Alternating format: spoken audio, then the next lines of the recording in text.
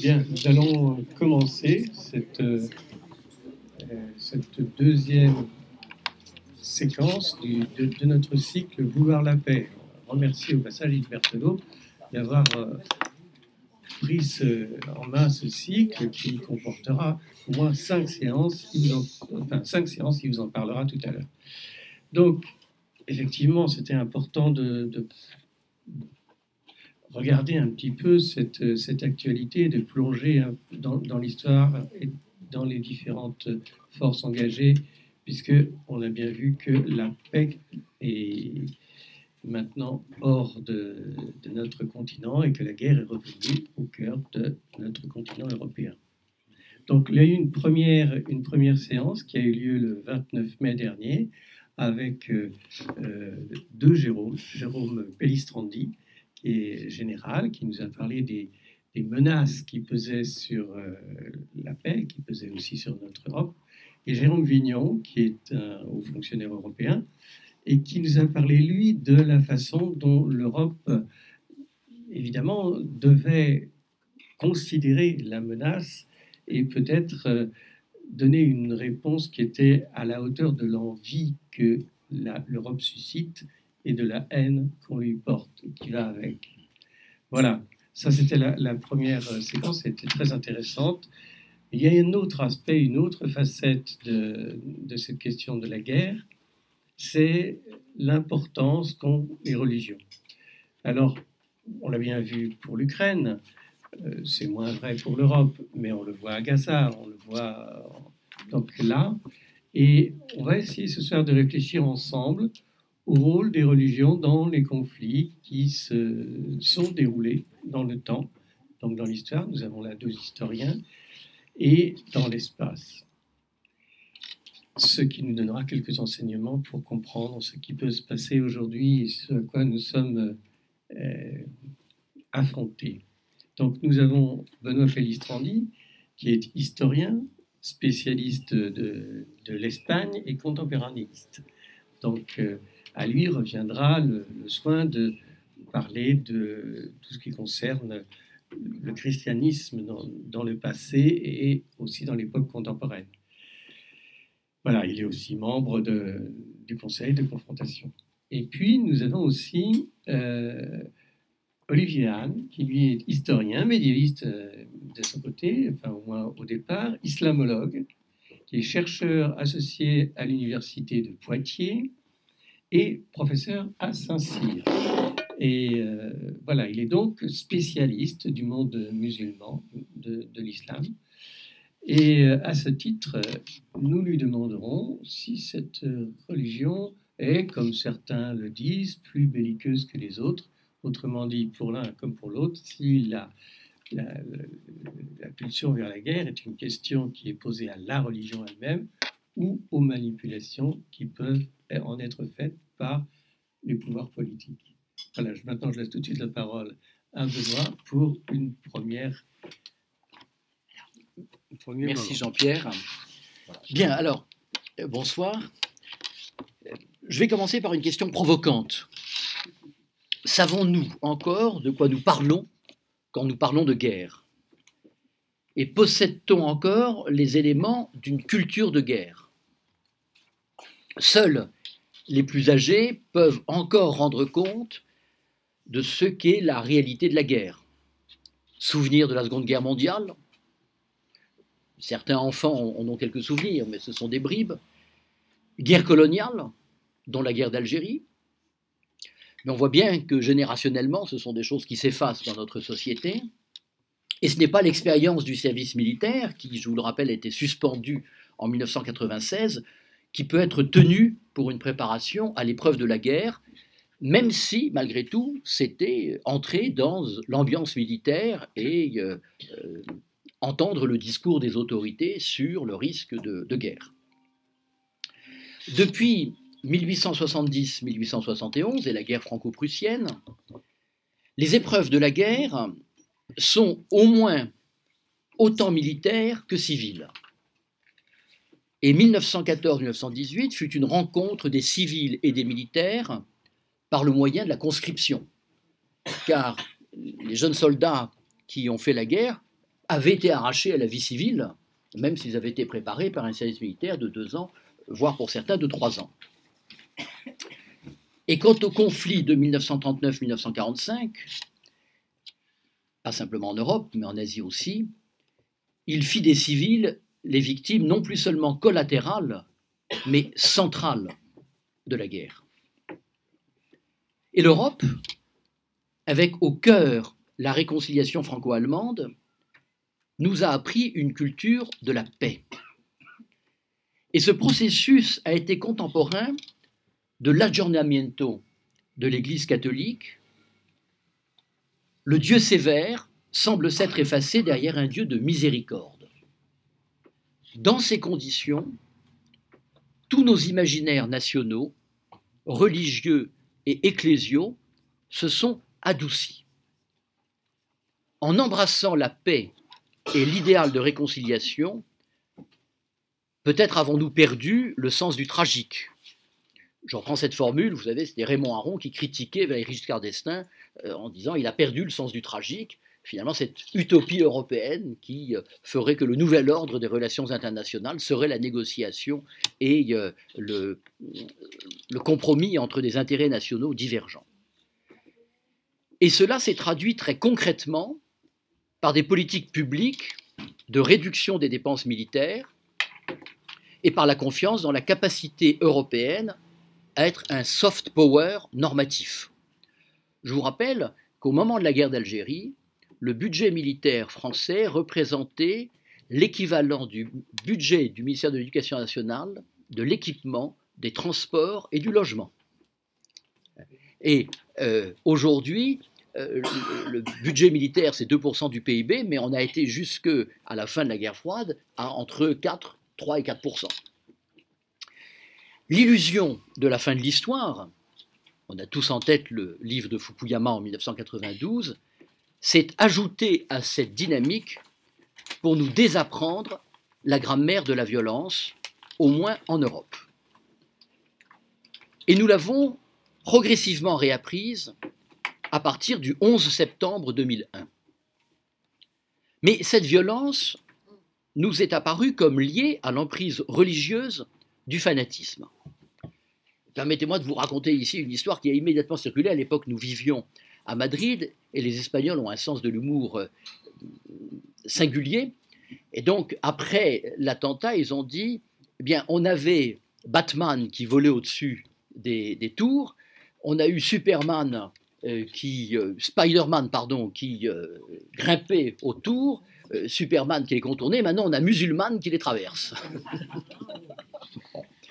Mais ça veut bien dire effectivement qu'on a immédiatement assigné à l'islam cette dimension de violence.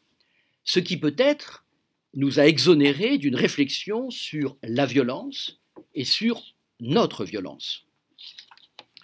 Le caractère archaïque, à nos yeux occidentaux, de la religion musulmane expliquerait alors la différence entre les civilisations structurant notre monde. C'était sans compter sur l'aveuglement dont nous avons été décilés à partir du 7 octobre dernier. Au fanatisme islamiste s'est ajouté, plutôt nous avons pris conscience aussi, de l'intégrisme juif. Dieu continue de faire la guerre.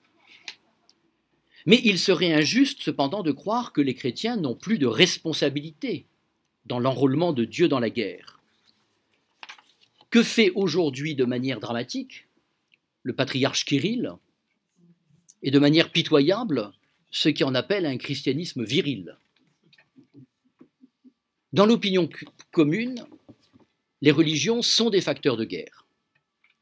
Et c'est la raison pour laquelle donc, nous voulions consacrer une séance à la thématique des religions et de la guerre.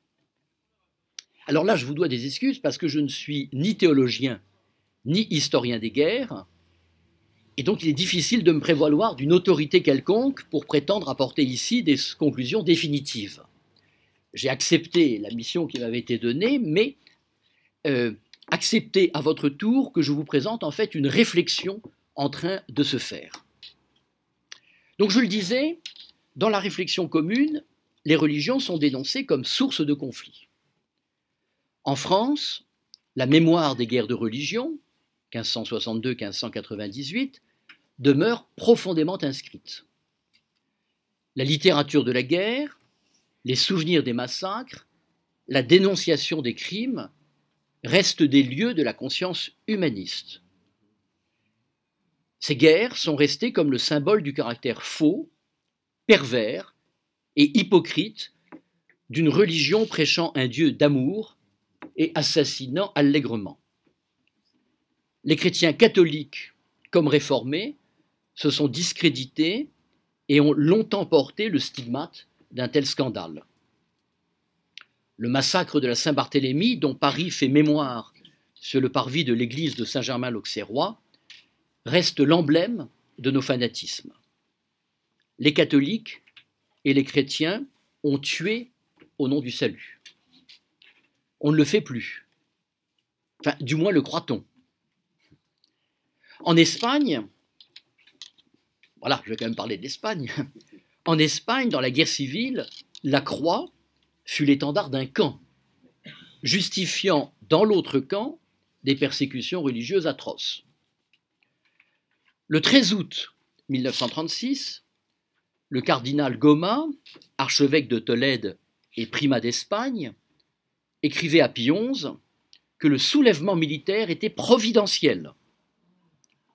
Un mois et demi plus tard, Monseigneur Play Daniel, alors évêque de Salamanque, faisait paraître sa lettre pastorale, Les Deux Cités, dans laquelle il expliquait que le combat était, je cite, une croisade pour la religion, pour la patrie et pour la civilisation. Le 1er juillet 1937, 48 évêques espagnols publiaient une lettre collective dans laquelle ils relisaient la vie politique et sociale du pays depuis l'instauration de la République en 1931 et faisaient de l'Église, je cite, la principale victime du conflit. Pour eux, il apparaissait clairement, et je cite encore, que l'une des parties belligérantes cherchait l'élimination de la religion catholique en Espagne. Cet argument était, il est vrai, fondé sur la violence anticléricale qui, entre juillet et septembre 1936, avait tué plus de 6000 religieux et religieuses, dont 12 évêques. Et l'argumentation développée donc par les évêques trahissait à la fois le traumatisme de l'Église et son alignement sur les thèses des militaires rebelles. Ce positionnement idéologique n'était pas surprenant, tant en réalité l'Église espagnole nourrissait un catholicisme politique tributaire du courant néo-intégriste, et ce depuis le premier concile du Vatican. Le cardinal Vidal y Barraquer, archevêque de Tarragone, réfugié en Italie auprès du pape, ne cessa de dénoncer l'alignement de ses confrères sur Franco. Et en juin 1939, il écrit au nouveau pape Pie XII que, je cite, « Le droit à la rébellion a conduit beaucoup d'ecclésiastiques à troquer l'esprit de charité, de douceur et de bienveillance évangélique pour la violence, la répression et le châtiment. » Mais c'est une voie isolée et le cardinal Vidal y Barraquer n'est jamais retourné en Espagne, Franco le lui interdisant. Le soutien d'un épiscopat qu'avait effrayé la politique sécularisatrice de la République, loi sur le divorce, sur le mariage civil, sur la laïcisation des cimetières, et donc en fait séparation entre l'Église et l'État, fait que le clergé ne voyait dans le déchaînement des rebelles que la correction à apporter au déchaînement des forces du mal. Pendant la guerre, Franco a utilisé les symboles religieux pour se doter d'une légitimité surnaturelle. En décembre 1937, au monastère Santa María de las Huelgas à Burgos, une cérémonie fonde le nouvel État national catholique et adoube Franco comme chef suprême, comme caudillo. Caudillo por la gracia de Dios, c'est-à-dire chef par la grâce de Dieu. Un tédéum y fut donné au cours duquel le caudillo jure sur les évangiles sa fidélité à l'Espagne et à la Phalange. 2 ans plus tard, victorieux, il offrait son épée de vainqueur à l'église Sainte-Barbara à Madrid, entrant dans le temple sous le pallium, normalement réservé au roi, aux autorités ecclésiastiques et au Saint-Sacrement. À l'issue de la guerre, on le sait, une reconstruction catholique allait succéder à la Reconquête et à la croisade victorieuse. Alors certes, le cardinal Goma fut froissé que sa lettre pastorale d'août 1939, et qui porte le titre « Leçon de la guerre et devoir de la paix », et dans laquelle il appelait à la mise en place d'un régime de la réconciliation plutôt que d'un régime de la victoire, eh bien le cardinal Goma était froissé que cette lettre fût interdite de diffusion par le nouveau gouvernement. Mais l'ambiance de restauration religieuse que Franco souhaitait comblait les attentes du régime. Le nouveau régime national catholique faisait de l'Église la principale institution sociale. Franco était bien le chef de l'État par la grâce de Dieu, et le meilleur symbole de ce national-catholicisme, c'est ce grand monument de la vallée de los Caídos, qui avait été construit entre 1940 et 1959, et qui est donc une basilique creusée dans la montagne, à 50 km au nord-ouest de Madrid, et surmontée d'une croix de 150 mètres de haut, dont le cardinal secrétaire d'État dira qu'elle est le signe de la tendresse de l'Église pour l'Espagne, au moment de son inauguration en 1959. Et on le voit, dans cette Espagne-là, les lectures providentialistes convoquaient une théologie du pouvoir et des représentations que le clergé donc diffusait dans l'enseignement, dans le catéchisme et dans une atmosphère de reconquête catholique. Dieu, en fait, avait donné la victoire au seul camp qui pouvait légitimement, c'est-à-dire surnaturellement, y prétendre. Si Dieu est avec nous, la victoire est inéluctable. Dieu est une garantie du triomphe, et j'allais dire, cette conviction n'est pas qu'espagnole, elle est vieille comme le monde. Ces polémiques ne sont pas proprement espagnoles. Français et Allemands l'avaient vécu en 1917 face aux propositions du pape Benoît XV d'une sortie pacifique du conflit qui déchirait l'Europe. L'armée française comptait à l'époque 25 000 prêtres. À Verdun, 206 prêtres sont tombés au champ d'honneur. Et vous savez sans doute l'accueil défavorable, tant du gouvernement français que de l'opinion publique, aux demandes de paix émanant de Benoît XV. Le dominicain, le père Sertillange, est invité à donner, le 10 décembre 1917, un sermon public en l'église de la Madeleine qui aura pour titre « La paix française ». L'archevêque de Paris, le cardinal Hamette, entouré de Madame Poincaré et de Maurice Barrès, est présent. Le discours, d'ailleurs, avant d'être prononcé, a été approuvé par les supérieurs de l'ordre. Le cardinal Hamette y avait donné un avis favorable. Je lis les mémoires de Sertillange. Son éminence retint le discours pendant 24 heures et me le remit avec quelques corrections de forme de sa main en me disant « Ce n'est pas la politique de Rome, mais on ne pourra manquer de rendre hommage à votre doctrine et à votre esprit. » Le cœur du texte est le message suivant. Je cite. « C'est pourquoi, unanimement catholiques, dissidents, croyants et non-croyants, qui ont conscience de la grandeur morale du Saint-Siège, nous nous tournons vers ce trône de justice élevé au-dessus des nations, et après l'avoir salué, après nous être unis à ces hautes intentions pacifiques dont nous fûmes et demeurons entièrement d'accord, nous disons, très Saint-Père, nous ne pouvons pas, pour l'instant, retenir vos appels de paix. Ne croyant pas à une paix de conciliation, nous sommes engagés à réaliser une paix différente, une paix française. Comment pourrait-on définir notre paix, la paix française? Ce ne sera pas la paix des diplomates, ni la paix de Stockholm, ni la paix des soviets, ni la paix illusoire, quoique sincère, de nos socialistes. Ce ne sera pas même, et nous le regrettons de toute notre âme, la paix par une paternité s'élançant entre les deux camps. Ce sera la paix par la guerre, âpre et menée jusqu'au terme, la paix de la puissance juste, brisant la violence, la paix du soldat. Pardon pour cette citation un peu longue, mais elle est essentielle.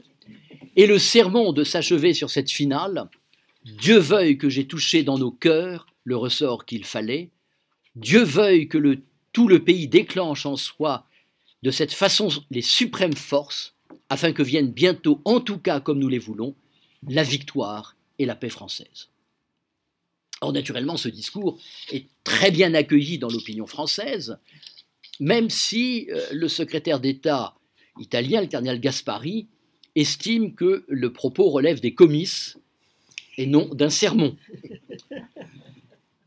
Alors, ce qui est tout à fait passionnant, c'est de voir que, au nom de France, le père Sertillanges associe les mots de victoire et de paix, tandis que l'Allemagne est toujours l'agresseur et l'ennemi.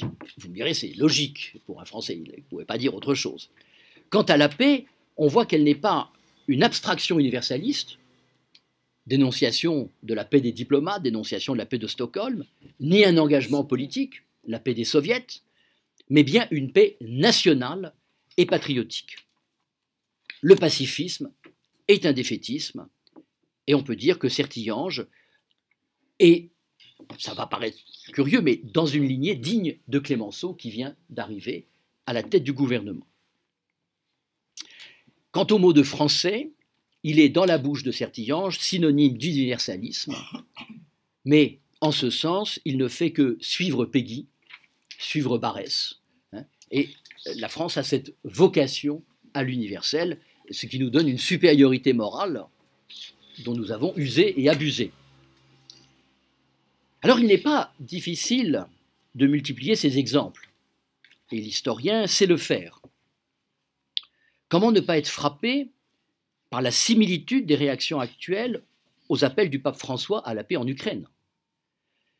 Et les Ukrainiens n'ont-ils pas les mêmes raisons, justes, de s'opposer à ce discours pacifiste que celles qui inspiraient légitimement le père Sertillanges? Alors quand je dis juste et légitimement, je ne suis pas en train de donner raison, j'essaye simplement de me replacer dans le contexte de ceux qui prononcent ces discours. Que nous apprennent ces exemples?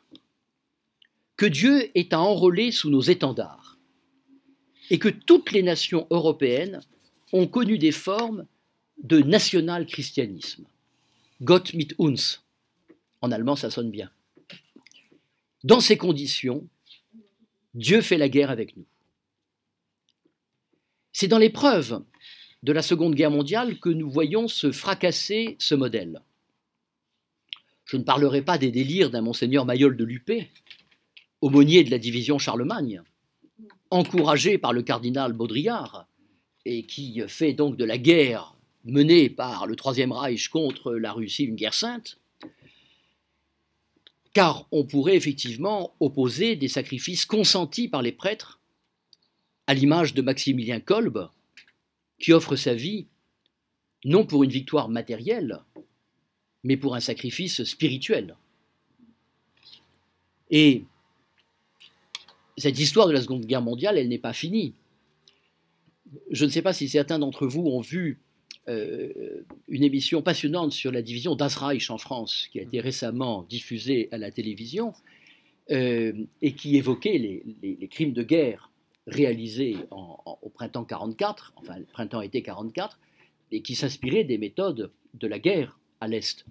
Et on a évoqué le sort de ses commandants. Le général Lammerding est mort de sa belle mort en 1971, et il a eu droit à des obsèques religieuses en Bavière. Et on voit la croix qui précède son cercueil avant son enterrement. Nous avons donc aujourd'hui oublié que l'on pouvait s'emparer de la croix pour faire la guerre. Nous en avons vaguement le souvenir. Mais dans nos mémoires, la religion chrétienne est devenue plus compatissante.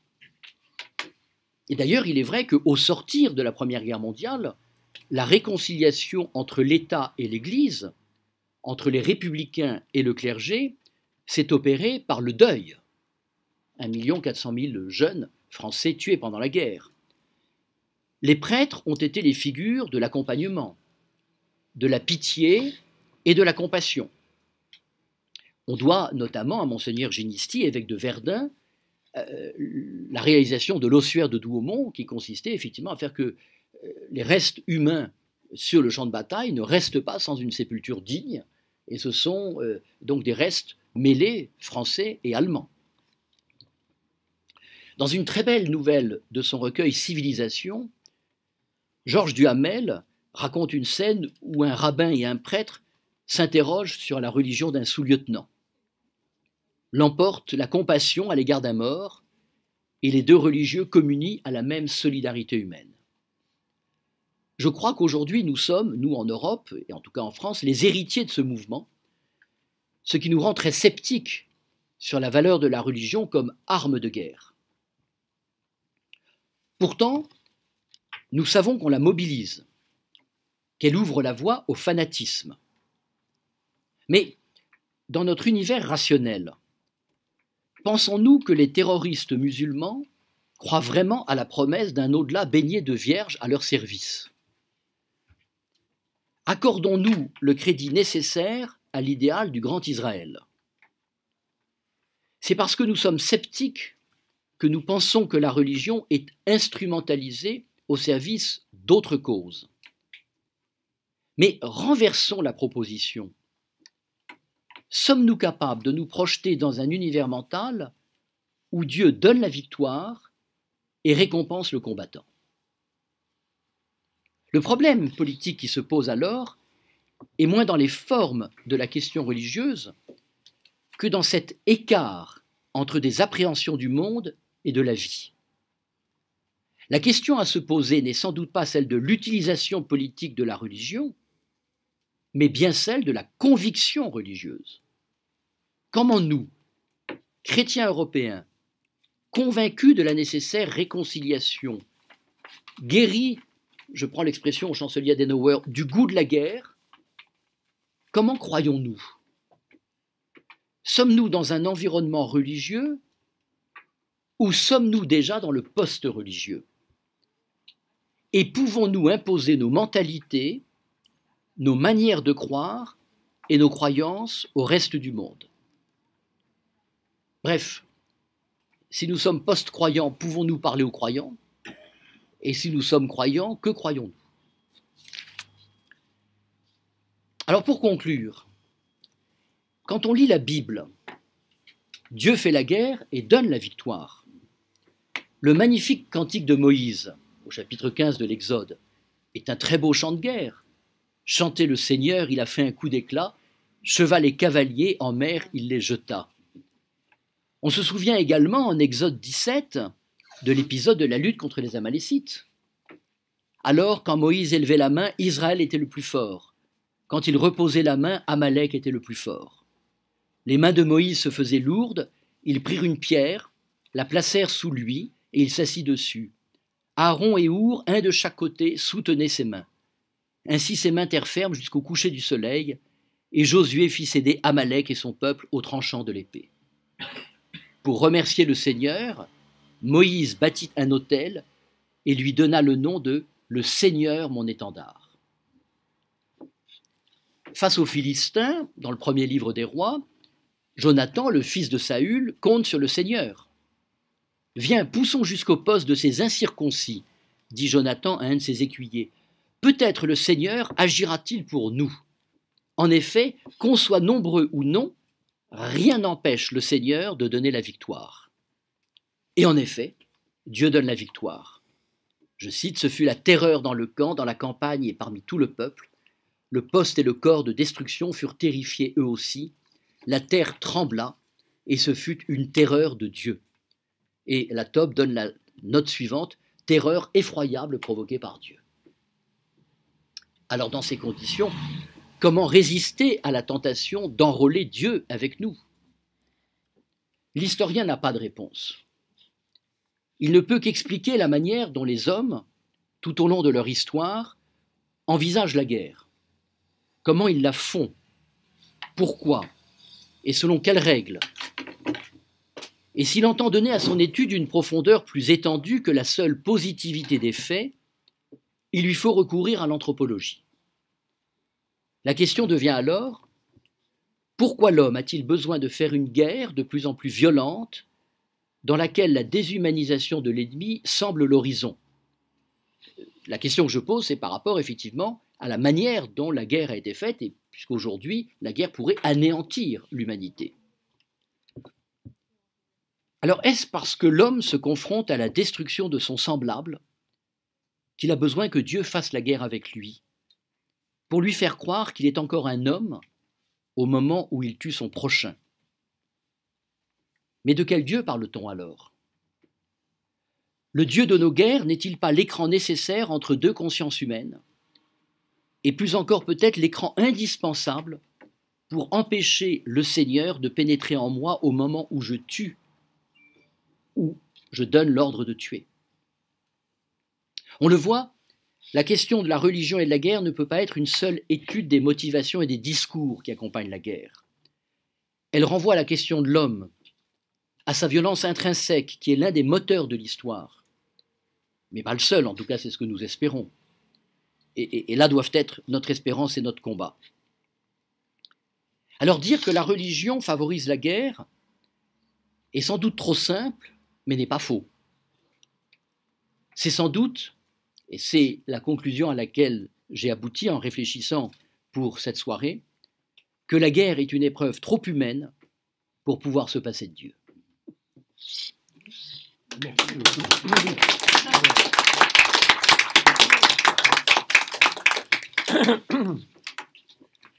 Voilà, donc maintenant, c'est à vous pour la même question, le même débat autour du monde musulman. Merci beaucoup. Merci pour votre invitation. Suite à des échanges avec Benoît Pellistrandi, on a décidé que mon propos ne se limiterait pas uniquement au côté religieux, islam en tant que religion et violence, mais essaierait d'embrasser des questions peut-être plus vastes, notamment de civilisation, un peu comme d'ailleurs ce que vous avez fait, ce que vous avez dépassé la question purement du catholicisme, où vous auriez pu n'analyser que du saint Thomas, par exemple. Vous allez beaucoup plus loin et vous avez brassé beaucoup plus large, et du coup c'était beaucoup plus riche sans doute. Et c'est du coup ce que je vais faire pour l'islam. J'aimerais vous proposer quelques jalons autour de la perception de la violence armée, la violence brutale dans les textes religieux, mais vous allez voir que je vais essayer de passer par la question des systèmes souverains, califat médiéval, État contemporain, pour voir comment dans l'univers islamique, les univers islamiques, il y en a beaucoup, comment en fait la question de la violence s'est posée, s'est incarnée, et pourquoi parfois nous en Europe on a du mal à percevoir ces phénomènes-là. Évidemment, un bon professeur d'histoire, professeur Massot, évidemment vous serez d'accord avec moi, il y aura 3 parties. Je ferai d'abord un petit propos sur le Coran et la langue arabe. Ensuite, j'aborderai la question de l'étatisation de la violence religieuse au Moyen-Âge et je terminerai par la coercition dans l'État contemporain. Alors, commençons tout de suite par le Coran. Il y a une grande variété de termes dans le Coran pour désigner la violence. Alors, je vais vous donner quelques termes pour vous donner le goût de ce qu'il y a derrière en réalité. La racine onf. Onf, en arabe, violence, qui a donné onf, la violence, la dureté, signifie étymologiquement dévorer les premières pousses d'herbe. Donc c'est un vocabulaire tribal à l'origine. Ou être dur envers quelqu'un, rudoyer, prendre par force, abhorrer quelque chose, ne pas supporter. Onf. Karaha. Karaha, détester, haïr, réprouver. Et ça a donné ikra. Ikra. La contrainte, la violence, la coercition, l'usage de la force. Et justement, à la sourate 2, il est écrit « La ikra fid-din », pas de contrainte en religion. On ne peut pas exercer la contrainte, exercer la force dans le domaine religieux. Mais c'est Dieu qui contraint. À la sourate 2, verset 216, « Wa kurlakum » il vous contraint. C'est Dieu qui nous sert, c'est Dieu qui peut exercer une coercition. Et les hommes, à la sourate 24, n'ont pas autorité pour user de contraintes envers les femmes, notamment pour les prostituer.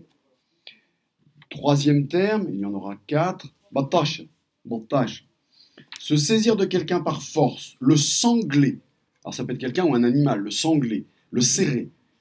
Mais aussi par contradiction, fondre sur quelqu'un avec violence. Et ça a donné d'ailleurs le substantif botch, la violence, la force intense, voire la bravoure excessive. Botch, c'est la violence qu'exerce Dieu lorsqu'il punit les hommes, à la sourate 44. Et enfin, dernier terme récurrent, ba'as.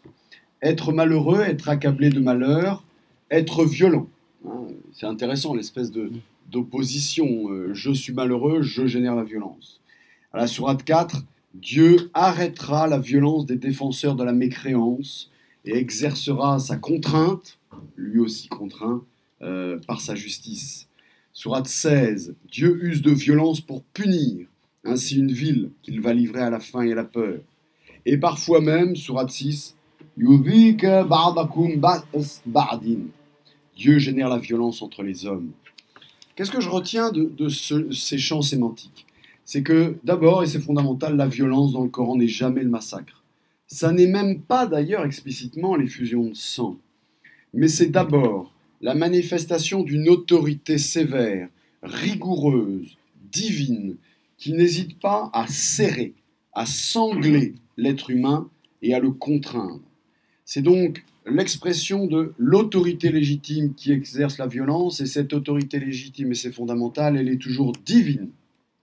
Elle vise à punir les hommes de leur mécréance ou de leur inconduite, et c'est lorsque l'être humain s'arroge l'usage de la violence qu'il y a alors inversion condamnable. Le Coran pourtant évoque un grand nombre de faits de guerre, de meurtres.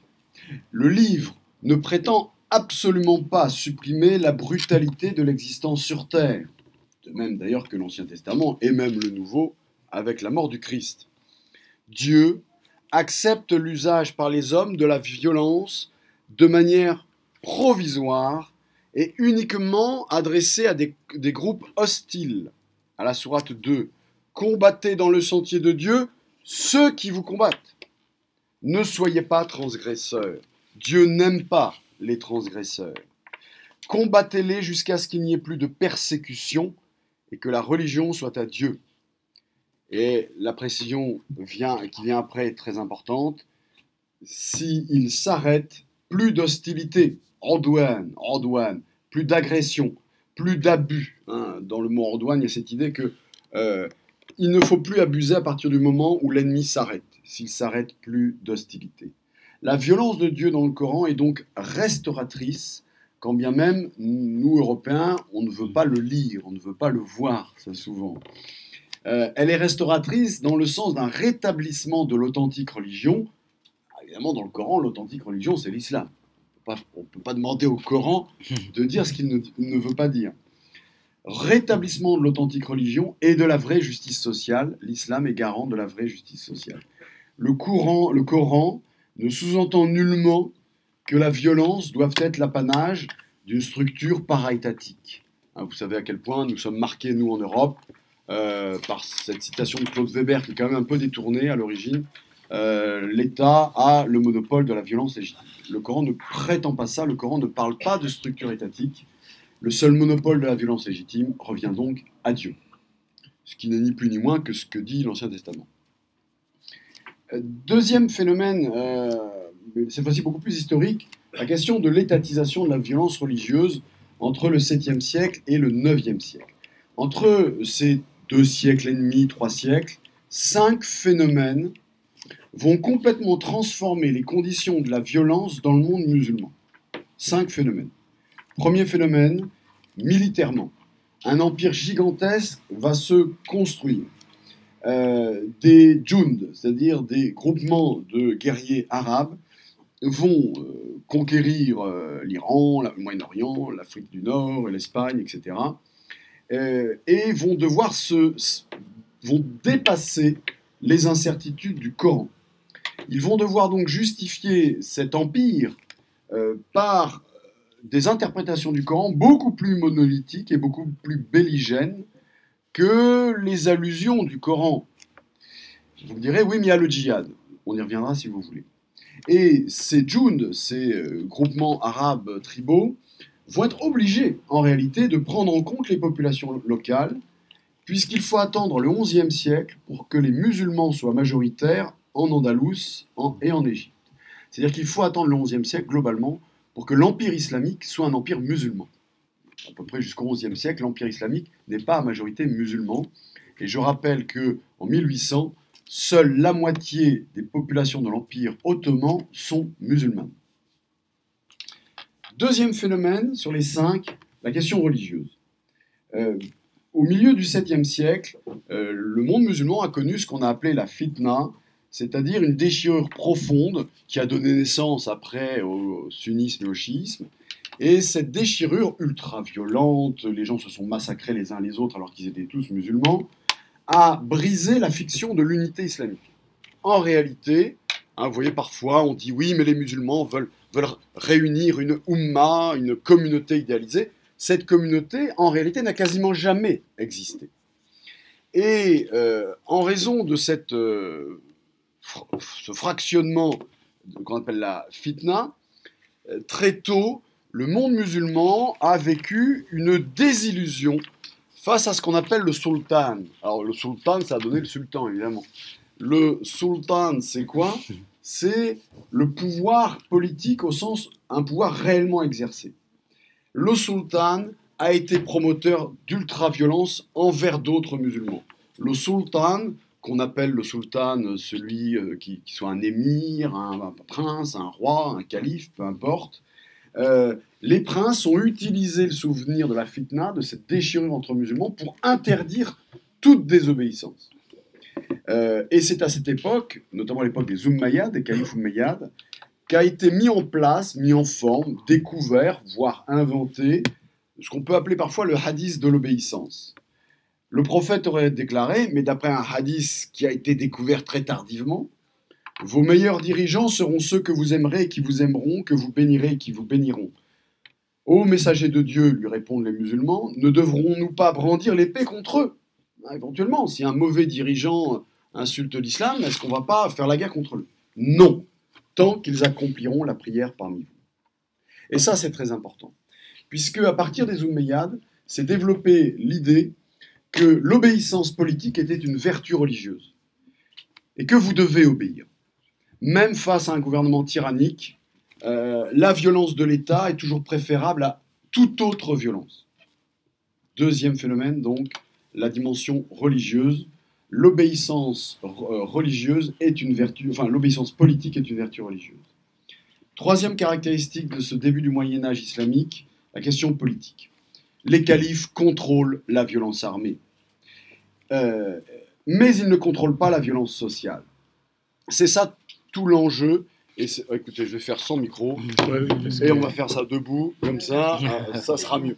Excusez-moi, du coup. Hop, allez, voilà. Ça, c'est fondamental. Pourquoi? Parce que les califes ont toujours revendiqué le monopole de la violence militaire, de la violence politique, mais ont abandonné, notamment dans le contrôle des villes, une partie de la violence familiale, violence tribale, violence dans les quartiers, ont accepté que les communautés intermédiaires captent une partie de la violence. L'autosurveillance domine dans les quartiers. Les codes tribaux de vengeance tribale ont continué à être acceptés dans le domaine islamique. Si bien que quand vous avez des effusions de sang au Moyen-Âge, il faut immédiatement voir de qui proviennent ces effusions de sang. Si ce sont des violences intrafamiliales ou intratribales, ça relève de l'arbitrage tribal, le calife ne s'en occupe pas. Si ça relève d'une rébellion ou du droit criminel, c'est le calife ou les pouvoirs politiques qui se chargent de la punition. Et quand ça relève du droit marital, du droit des héritages ou du droit des marchés, là, cela relève de ce qu'on appelle le droit chariatique et donc des tribunaux de charia. Ça veut dire que, très concrètement, la charia, ce qu'on appelle la charia, qui est presque un mythe, on pourrait en parler, la charia n'a jamais eu comme objectif le contrôle de toutes les violences sociales. le calife contrôle une partie de la violence, les tribunaux arbitraux tribaux contrôlent une partie de la violence, et la charia, les tribunaux islamiques, contrôlent d'autres éléments de la violence. Il n'y a jamais eu monopole de la violence légale dans les mains d'un seul type de tribunaux. Et ça, c'est fondamental pour la suite, et on verra tout à l'heure. Autre élément, toujours dans la question politique, le délitement de l'autorité califale à partir du Xe siècle a généré un accaparement de la souveraineté à l'échelle régionale par des dynasties souvent temporaires, dynastie Hafside en Tunisie, dynastie Samanide en Perse, etc., etc. C'est-à-dire que la violence légale califale, uniquement celle-ci, a basculé à l'échelle locale. C'est-à-dire que, finalement, pour les juristes, le pouvoir violent, la violence que on accepte de transmettre au pouvoir souverain, c'est uniquement de réguler la violence au bénéfice de l'ordre public. Le souverain est là pour appliquer l'ordre public. C'est quasiment son seul rôle. Évidemment, de faire appliquer les règlements chariatiques, mais ce n'est pas lui qui les décide, ce sont les tribunaux des cadis, c'est-à-dire tribunaux de charia. Et parce qu'on lui attribue ce rôle dans la gestion de l'ordre public, en échange, nous devons lui obéir impérativement, même si c'est un impie. Quatrième phénomène, la question juridique. À partir des années 800 à peu près, cet empire islamique, dont au moins un tiers, voire la moitié de la population n'est pas musulmane, va mettre en place le concept de djihad. On reparlera, si vous voulez, du djihad dans le Coran. Le concept de djihad, qui ne signifie absolument pas la guerre sainte, le Coran ne promet absolument pas 72 vierges. L'idée de 72 vierges s'appuie sur un hadith qui a été mis en place au XIe siècle, donc sur des textes extrêmement tardifs. Le djihad a toujours été dans les mains des califes. Il permet le recrutement des combattants, car on les motive à la fois par le butin et les promesses spirituelles du paradis. Et le djihad, à partir du moment où l'autorité califale se délite au Xe siècle, va passer dans toutes les mains locales, dans les émirs locaux, dans les califes autoproclamés. C'est-à-dire que les promesses de ce que nous on va appeler la guerre sainte, mais qui n'est pas la guerre sainte, vont être détournées contre d'autres musulmans et de manière systématique. Les premières victimes du djihad, aussi bien à l'époque médiévale, moderne et contemporaine, ont toujours été statistiquement d'autres musulmans. Et enfin, dernier phénomène majeur de l'époque médiévale, la question scripturaire. À cause de ce combat, cette violence impériale, cette violence califale qui basculera après dans d'autres mains, il va falloir les justifier, il va falloir les organiser, il va falloir créer un système scripturaire pour leur donner une forme légale et religieuse. 3 sources majeures vont être constituées à la fin du 8e siècle et au début du 10e siècle, qui vont entrer en concurrence parfois et même souvent avec le Coran lui-même. Première source, la biographie du prophète, la Sira Nabawiya, achevée au début du 9e siècle. Dans la vie officielle du prophète, écrite par des scribes califaux, le prophète est décrit comme un qa'id, c'est-à-dire un caïd, comme un combattant. On décrit une 50aine d'expéditions qu'il aurait menées lui-même. Et l'ensemble du personnage est présenté, au moins dans la deuxième partie de sa vie, d'abord comme un combattant qui anticipe el-Fatr, c'est-à-dire la conquête impérialiste. Comme c'était pratique de décrire un prophète dont quasiment toute la vie était sous-tendue par la victoire et par des formes de conquête, même quand ces conquêtes étaient, entre guillemets, réactives ou défensives. Deuxième source majeure qui va être mise en place, les hadiths, qui vont être à cette époque-là conceptualisés, hiérarchisés, et qui vont justifier le fait de guerre et le djihad dans sa dynamique purement militaire. Là encore, les grands recueils de hadiths, comme par hasard, on est dans les années 800-850, presque 2 siècles après la mort de Mohammed. Et enfin, l'exégèse coranique, le tafsir.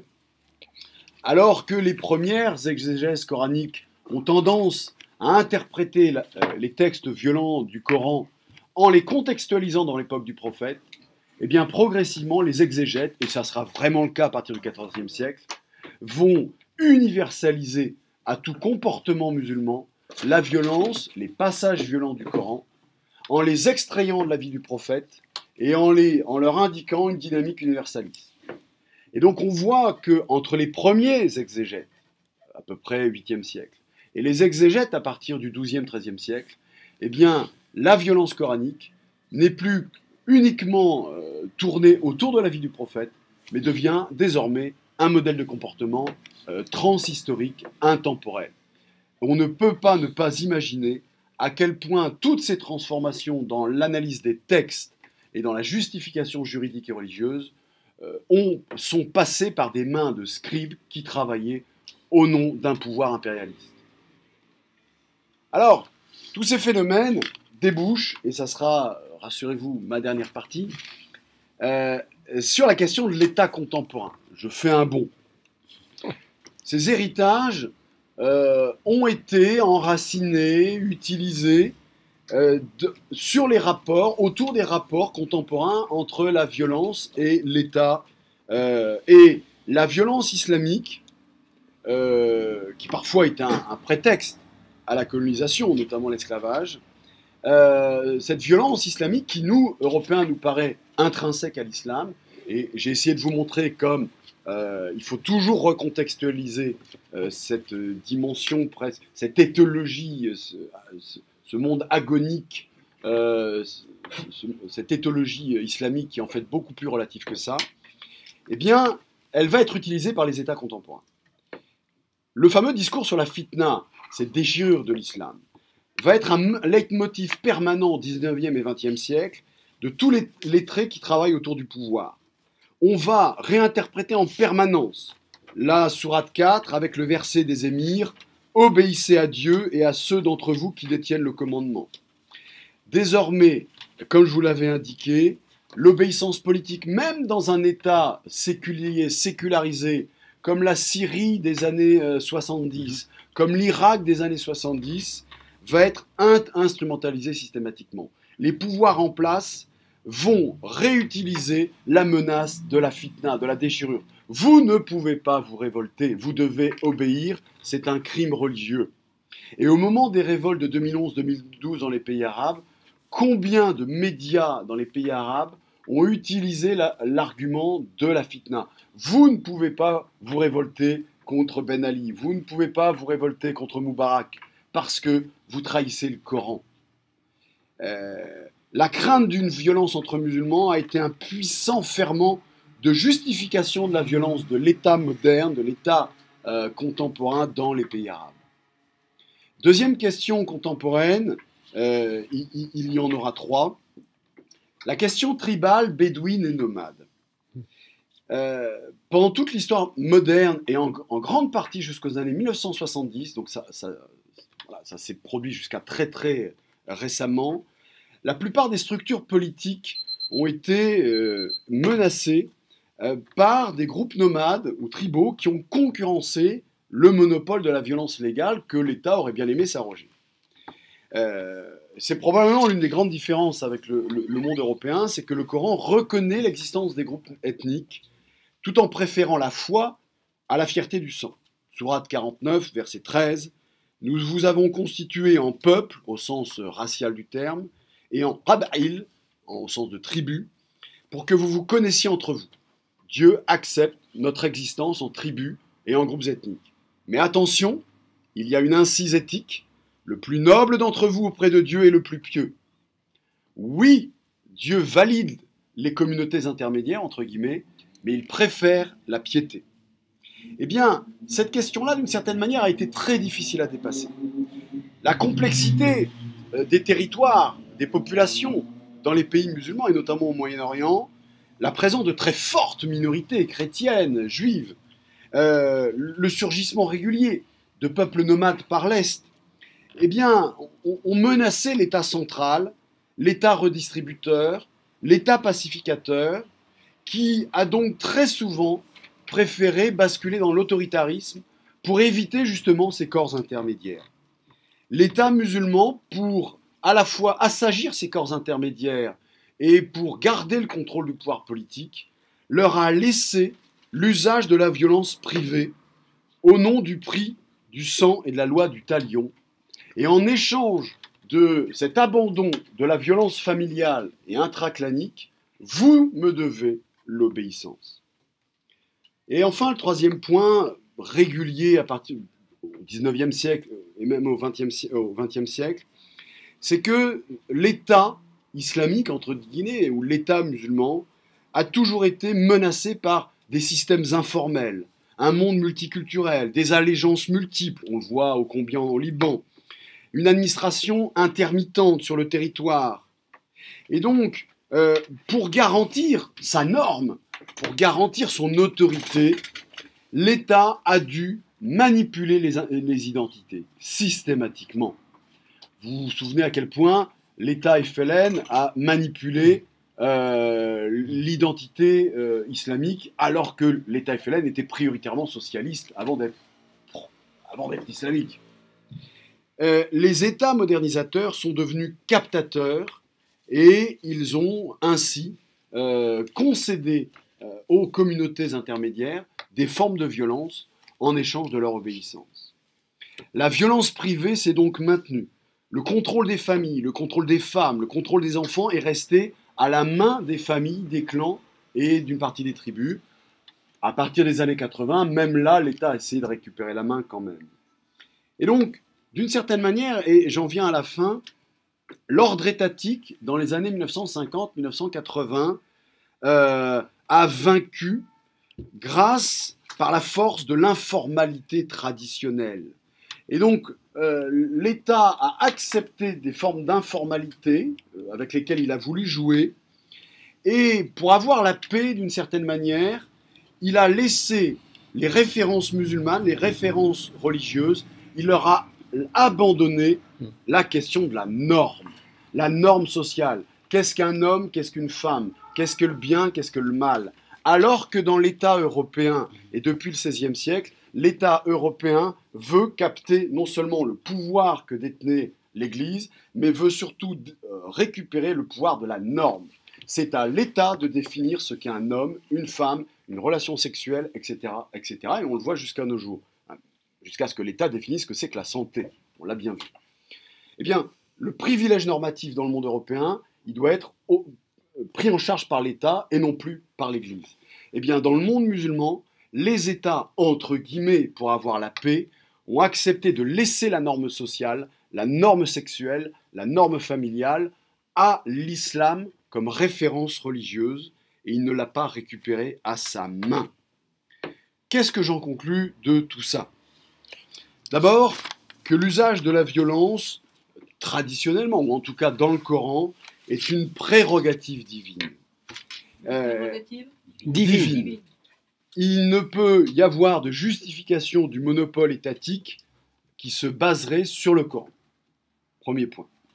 Deuxième point, les juristes et les lettrés califaux, impériaux, voire impérialistes, ont dû utiliser d'autres arguments pour que leur maître soit obéi, pour empêcher les révoltes, pour justifier l'arbitraire.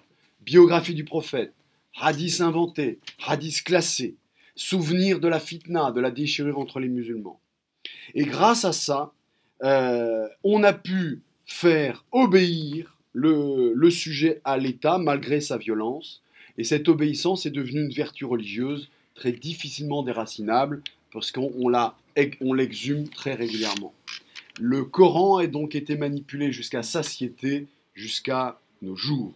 Même les États sécularisés utilisent le fait religieux pour légitimer leur captation de la violence légitime, mais qui n'est pas la captation à laquelle nous sommes habitués. Et c'est probablement la raison pour laquelle nous avons tant de mal à analyser la violence dans les mondes musulmans, parce que les modalités de captation de la violence légitime ne se sont absolument pas faites de la même manière. Je vous remercie.